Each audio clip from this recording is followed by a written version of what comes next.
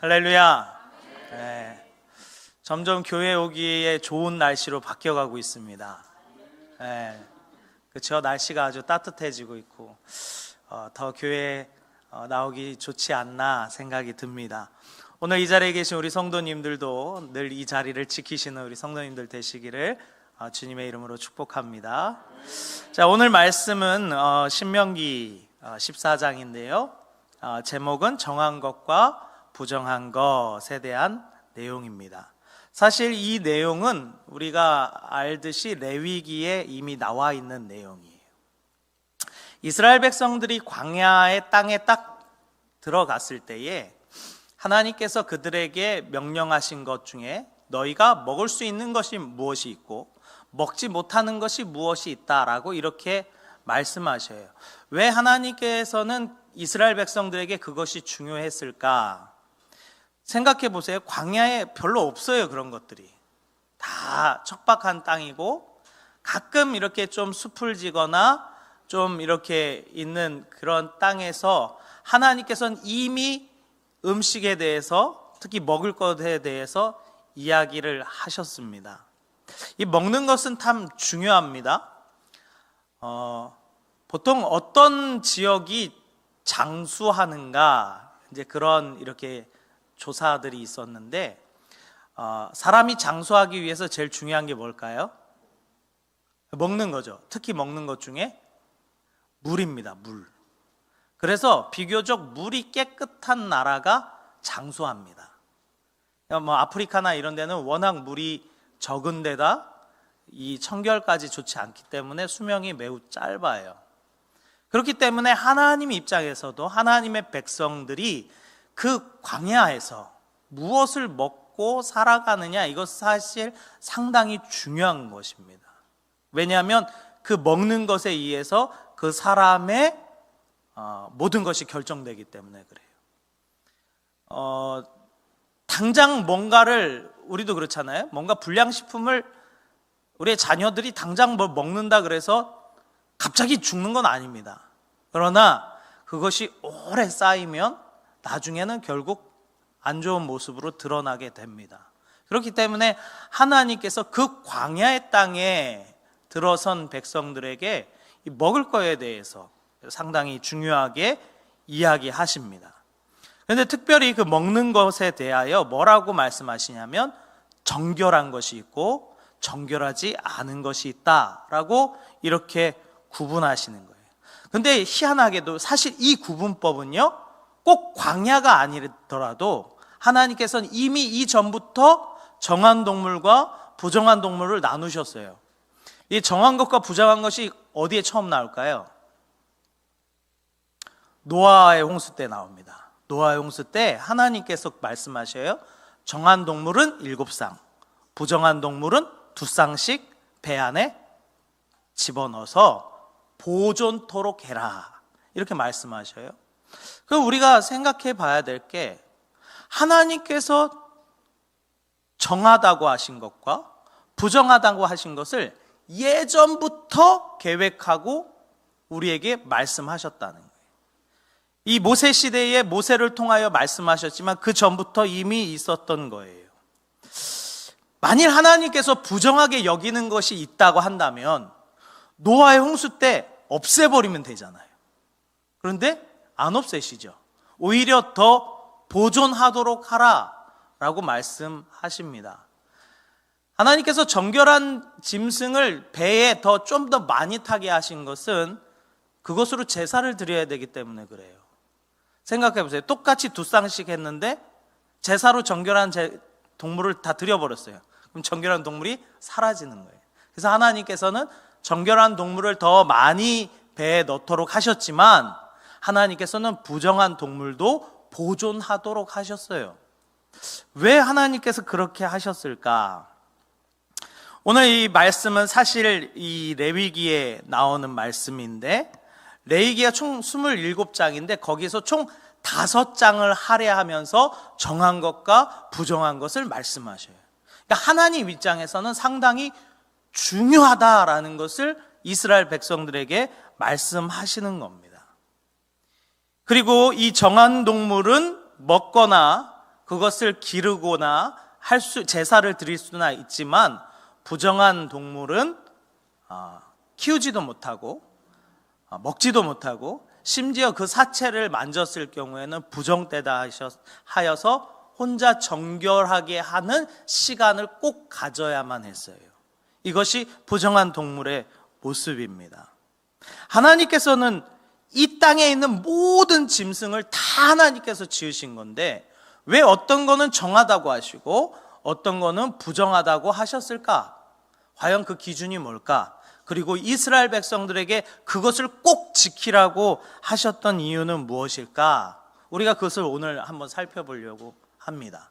먼저는 하나님께서 땅 위에 있는 짐승에 대해서 구분하는 방법을 말씀하셔요.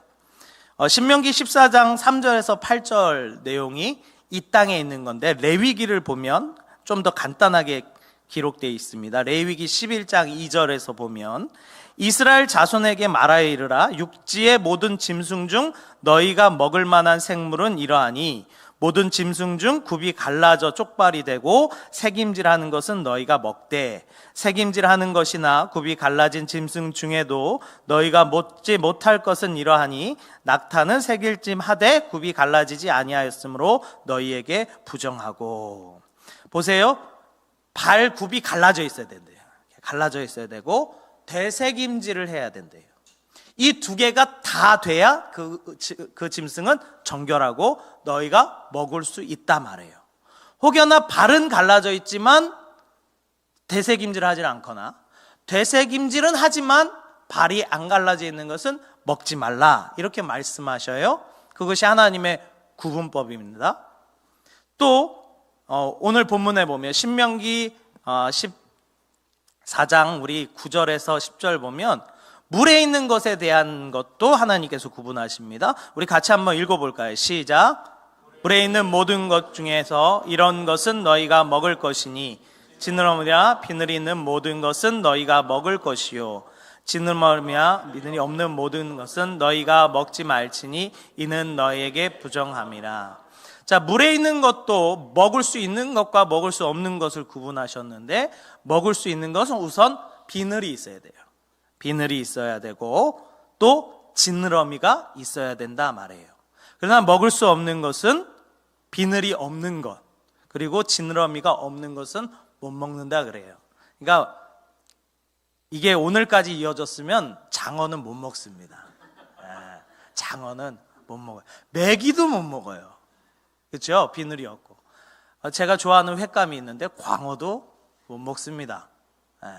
민들민들 하잖아요. 비늘이 없어요. 왜 하나님께서 이런 기준을 세우셨을까? 하나님께서 지으신 모든 창조물인데 다 하나님 손으로 지으신 것인데 뭐는 부정하다 그러고 뭐는 정하다 그러고 과연 왜 그러셨을까? 여기에는 이제 11절부터는 새에 관한 구분이 나옵니다. 그래서 정한 새들이 있고 정한 새와 부정한 새의 기준은 아주 간단한데 사납고 공격적이고 육식을 하여서 뜯어먹는 새들은 하나님께서 부정되다 말씀하셔요. 그래서 매 종류나 독수리 종류나 까마귀 이런 종류들은 먹지 못합니다. 오늘 여기 본문에는 나오진 않았지만 레위기 11장에 보면은 곤충에 관한 이야기도 나와요. 곤충 중에 날개가 있고 네 발로 다니면서 긴 다리가 있어서 뛰어다니는 거, 메뚜기라든지 뭐 이런 것들은 너희가 먹을 수 있는데 긴 다리가 없고 땅에 기어다니며 다니는 모든 그 곤충들은 부정하다 이렇게 말씀하셔요. 하나님께서 심지어 곤충마저도 정한 것과 부정한 것. 그러니까 어디 가다가 털썩 주저앉았는데 거기에 기어다니는 짐승이 엉덩이에 깔려 죽었다. 그 사람 부정한 거예요. 그러면 정결의식을 행해야 됩니다. 이게 참 그렇지 않습니까? 이거 뭐가 있는 줄 알고 그 밖에 뭐 쪽제비, 쥐, 도마뱀 이런 식으로 바닥에 기어다니는 것들 이러한 것들은 하나님께서 부정되다라고 말씀하십니다. 기준이 뭘까? 그리고 하나님께서 이 정한 것과 부정한 것을 성경에 기록해 놓으신 이유는 무엇일까? 잘 생각해 보세요. 성경은 무엇에 관한 책입니까? 무엇을 위하여 쓰여진 책입니까? 우리의 영혼의 구원의 문제를 위해서 쓰여진 책이에요. 우리의 영혼의 구원. 근데 우리의 영혼을 구원하는 것과 이거는 정한 동물, 부정한 동물 구분하는 것과 도대체 무슨 상관이 있느냐라는 거예요. 왜 하나님께서는 이것을 이렇게 어렵게 하셨을까? 생각해 보세요. 광야에서 이스라엘 백성들이 생활하는데 짐승들을 다 구분해 가면서 어머 저건 정한 동물이네, 어머 이거는 부정한 동물이네, 가까이 가면 안 되겠네, 저건 가까이 해도 되겠네, 저 부정한 동물이 죽었네, 저거는 피해 다녀야겠네. 얼마나 번거롭겠어요. 그렇지 않습니까? 그런데 하나님께서는 굳이 그렇게 정한 것과 부정한 것을 구분지어서 세워놓으셨어요. 이 성경은요, 하나님께서 영혼을 구원하기 위하여 쓰신 책인데 왜 정한 동물, 부정한 동물을 계속 하나님께서는 말씀하실까? 어떤 동물을 먹는 것과 어떤 동물을 먹지 못하는 것, 이것이 도대체 구원과는 무슨 상관이 있길래 하나님께서는 이렇게 아주 세세하게 기록해 놓으셨을까? 근데 우리가 이 오늘 본 동물의 특성을 잘 살펴보면 그 이유가 조금씩 보입니다. 하나님께서는요, 오늘 본문 말씀도 마찬가지지만 그 동물의 특성에 따라서 구분하는 것을 봐요. 그래서 그 각 짐승이 가지고 태어난 습성과 그런 어떤 모습을 통해서 하나님께서는 우리 보고 그 모습을 보고 뭔가 깨달으라는 거예요. 그 동물들의 특성들을 보고 깨달으라는 거예요. 그래서 어떤 것은 먹어도 되고 어떤 것은 먹으면 안 되는지 너희가 잘 구분하라는 거예요. 여러분, 먹는다는 것은 몸 안에 쌓는다는 걸 이야기합니다. 우리가 먹는다는 것은 우리 몸 안에 계속 그것을 축적해낸다라는 거예요. 그것이 결국은 우리 몸을 구성하고 우리의 살과 우리의 피가 되는 그러한 모습이 됩니다. 그러면 너희 안에 어떠한 것을 채울 것인가를 너희가 자세히 보고 살펴보라는 거예요. 이 동물의 이 특징들을 잘 살펴보면 참 놀라운 부분들이 있습니다. 먼저는 아까 말했듯이 땅에 있는 짐승은 굽이 갈라져야 되고 되새김질을 해야 된다라고 말해요. 굽이 갈라졌다라고 하는 것은 이 갈라지다라는 원어는 구별하다, 구분되다라는 뜻이에요. 우리가 바리새인 아시죠? 바리새인. 바리새라는 뜻도 구분하다라는 뜻이에요. 구별하다라는 뜻이에요.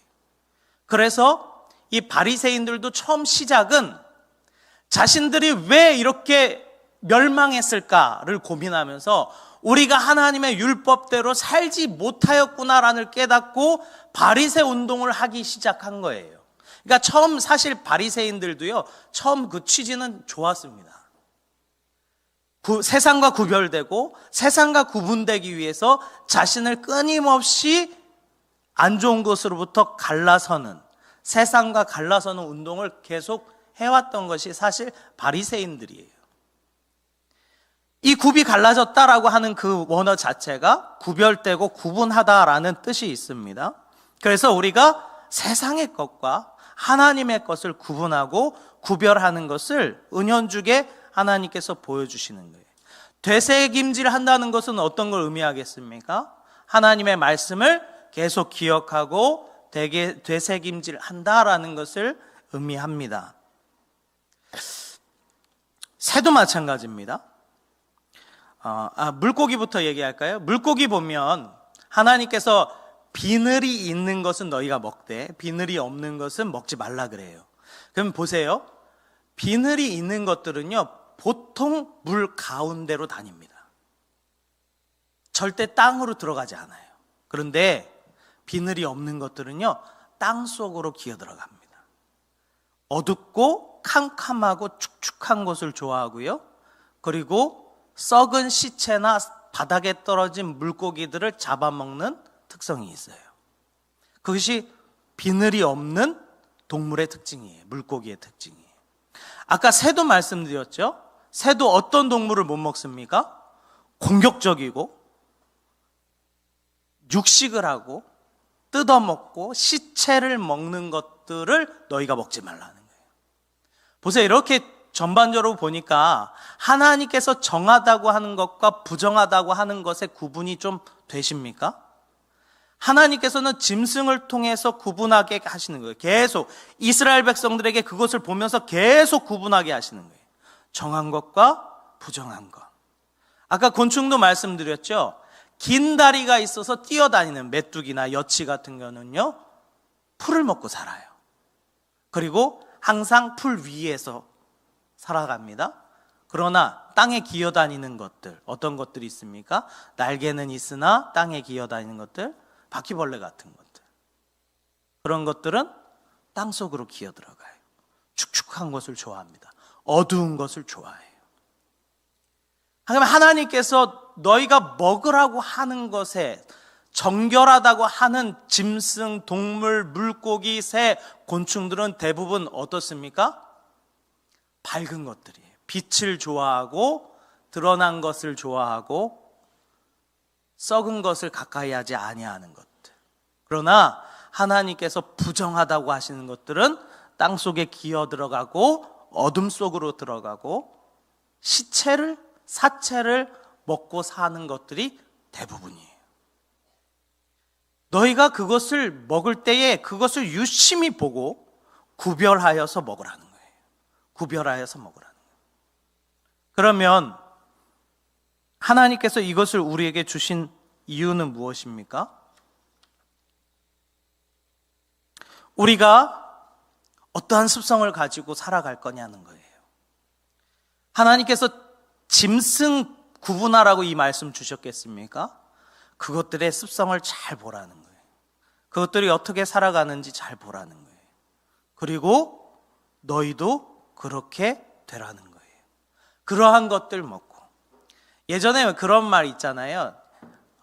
예쁜 딸 낳으려면 만두를 예쁘게 빚어야 된다라는 얘기 많이 하셨죠?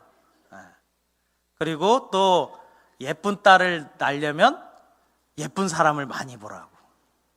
뭐 그렇다고 꼭 그렇게 예쁜 사람을 낳는 것 같진 않아요. 그런데 그 안에 그런 의미가 있는 거예요. 항상 밝은 것을 보고 선한 것을 보고 좋은 것을 보고 예쁜 것을 보고 어둡고 더럽고 추악한 것들은 피하라라는 거예요. 이 동물들을 봐도 그 습성이 아주 극명하게 나뉩니다. 하나님 입장에서는요, 둘 다 있어야 돼요. 왜요? 사람이 보고 구분하며 그것들을 분별할 수 있도록 하나님께서는요, 계속 훈련시키는 거예요. 계속 훈련시키는 거예요. 오늘날 우리도 마찬가지입니다. 하나님께서 이 말씀을 우리에게 주신 것은 무엇입니까?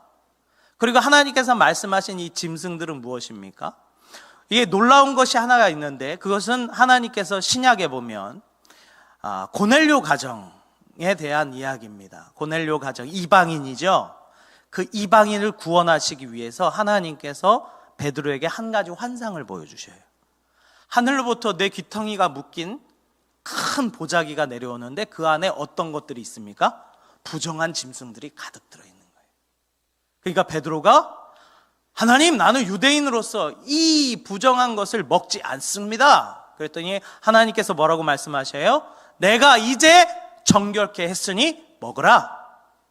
그것이 3번이 반복됩니다.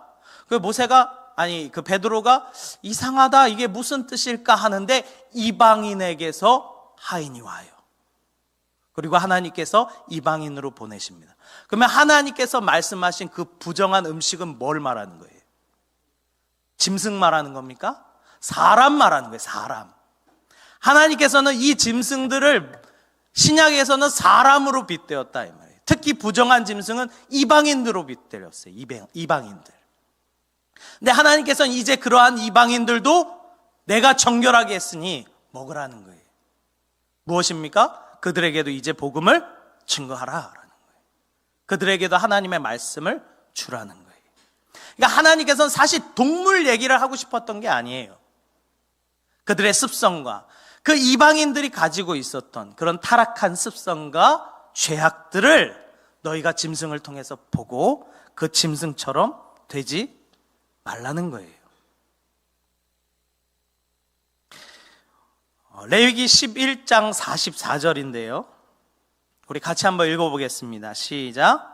나는 너와 하나님이라. 내가 거룩하니 너희도 몸을 구별하여 거룩하게 하고 땅에 기는 짐승으로 말미암아 스스로 더럽히지 말라. 땅에 기는 짐승으로 말미암아 스스로 더럽히지 말라. 저는 이거를 조금 다르게 보자면 그런 거예요. 땅에 기는 짐승처럼 스스로 더럽히지 말라라는 거예요. 땅에 기는 짐승처럼. 하나님께서 그렇게 부정한 동물을 철저하게 구분하도록 하신 것은 그 습성들을 보면서 너희는 그렇게 되지 말라는 거예요. 너희는 그렇게 하지 말라라는 거예요. 말씀드렸잖아요. 이거는 단순히 동물을 구분하기 위해서 하나님께서 주신 것이 아니라 하나님께서 우리가 어떠한 모습으로 살아가야 되는지를 보여주시기 위해서 교보제로 쓰셨다 이 말이에요. 짐승들을. 즉 우리가 우리의 삶 가운데 정한 것과 부정한 것을 치열하게 구분해야 된다라는 거예요. 하나님의 말씀으로 말미암아 내가 행해야 되는 선한 일과 거짓된 일들을 끊임없이 구분해야 된다라는 거예요. 영의 것과 육의 것을 끊임없이 구분해 놔야 된다는 거예요. 이것을 이스라엘 백성들은 광야에서 치열하게 구분했어요. 왜요? 그때는 지키지 않으면 큰일 났어요. 근데 우리는 오늘날 눈에 보이지 않으니까 이것을 구분하는 것에 대해서 그렇게 민감하게 생각하지 않습니다. 그러나 하나님께서는 치열하게 구분하라는 거예요. 사도 바울이 뭐라고 말합니까? 내 안에 두 마음이 있다. 이 두 마음이 그렇게 싸우는데 항상 뭐가 이긴다? 선이 이긴다. 이렇게 이야기하지 않습니까? 우리 가운데 어떤 영적인 전투가 있습니까? 어떤 영적인 치열한 구분이 있습니까? 하나님의 뜻에 대하여 그리고 세상의 일에 대하여 얼마나 내가 대적하고 싸우며 하나님의 일을 쫓아가기 위해서 얼마나 영적인 싸움을 하고 계십니까? 그거를 하라는 거예요. 광야에서는. 너희가 가나안 땅에 들어가도 그건 하라는 거예요. 이스라엘 백성은 오늘까지 그걸 지킵니다. 이슬람도요 오늘까지 그 코란을 따라서 지켜요. 그래서 우리가 할랄 푸드, 그들은 할랄 푸드만 먹습니다. 돼지고기도 안 먹고 자기네 정결 예법에 따라서 독축된 짐승들만 먹고 음식들만 먹습니다. 오늘까지 그렇게 철저하게 따지면서 싸우는 거예요. 그런데 왜 우리는 영적으로 이것을 안 따지냐 이 말이에요. 하나님께서 단순히 우리의 육체의 문제를 가지고 이것을 주신 게 아니잖아요. 성경은 하나님께서 영혼을 살리시기 위해서 주신 말씀이잖아요. 육의 이스라엘도 그것을 그렇게 따져가며 살았는데 왜 우리는 이러한 선한 싸움을 철저하게 하지 않느냐라는 거예요. 영적인 것과 세속적인 것들, 깨끗한 것과 더러운 것들, 밝은 것과 어두운 것들, 악한 것과 하나님의 것을 순종하는 것과 공격적인 것들, 왜 이런 것들을 우리가 치열하게 우리의 삶 가운데서 구별하지 않느냐라는 거예요. 하나님의 말씀을 끊임없이 되새김질하면서 하나님의 뜻이 무엇인지, 이것이 나의 이익을 위해서 하는 것인지 하나님의 영광을 위해서 하는 것인지 우리는 끊임없이 구별하고 구분해야 되는 줄 믿습니다. 그래서 11장 45절인데요 우리 같이 한번 읽어보도록 하겠습니다. 시작. 나는 너희의 하나님이 되려고 너희를 애굽 땅에서 인도하여 낸 여호와라. 내가 거룩하니 너희도 따라해 볼까요? 내가 거룩하니 너희도 거룩하라. 그러면 거룩한 자의 특징은 무엇입니까? 계속 구별하는 거예요. 거룩이란 말은 구별하다, 나눠지다 라는 뜻이 있습니다. 우리는 끊임없이 세상의 것과 하나님의 것을 구분하며 살아가야 됩니다. 그 한 가지 좀 착각하면 안 되는 게, 교회에서 하는 일은 하나님 일이고 저 밖에서 하는 일은 세상 일이다 생각하는 분들이 있어요. 옛날부터 교회에서 그렇게 가르쳤어요. 그래서 가정이고 뭐고 다 팽개쳐놓고 교회 일 와서 하라고 그렇게 가르쳤던 때가 있어요. 그런 이분법적인 사고는 아주 잘못된 사고입니다. 보세요.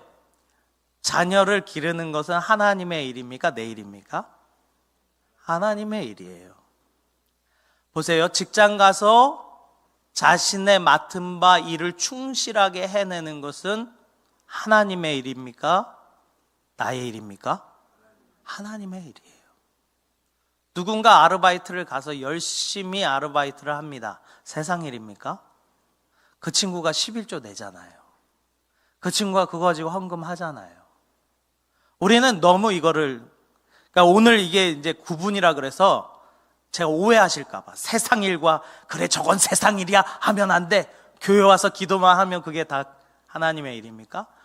교회 와서도요 하루 종일 내 자식 잘 되게 해달라고, 사업장 잘 되게 해달라고, 성공하게 해달라고, 돈 많이 벌게 해달라고, 좋은 대학 가게 해달라고 하나님 일입니까? 기도하니까? 아니에요. 그러니까 우리가 이것을 잘 구분할 필요가 있다라는 거예요. 하나님께서는 이스라엘 백성들에게 철저하게 그것을 구분하게 하셨고 오늘날 우리도 마찬가지입니다. 신앙생활이라는 것은 그런 겁니다. 끊임없이 하나님의 일과 세상의 일을 구분해 가는 거예요. 하나님의 일과 악한 일을 구분해 가는 거예요. 오늘도 이 자리에 계신 우리 성도님들 그러한 영적인 싸움이 있으시기를 간절히 소망합니다. 그래서 정말로 하나님께서 기뻐하시는 자녀들로 정말로 하나님 오시는 그날까지, 주님 오시는 그날까지 우리가 치열하게 싸워서 하나님 앞에 딱 섰을 때 하나님, 제가 정결하게 살기 위하여 부단히 싸웠습니다 라고 이야기할 수 있어야 되지 않겠습니까? 그것이 오늘날 이 땅 가운데 믿는 자로서 우리가 해야 되는 일인 줄 믿습니다. 정말로 그 일을 해나가시는 우리 성도님들 되시기를 주님의 이름으로 축원합니다. 아멘.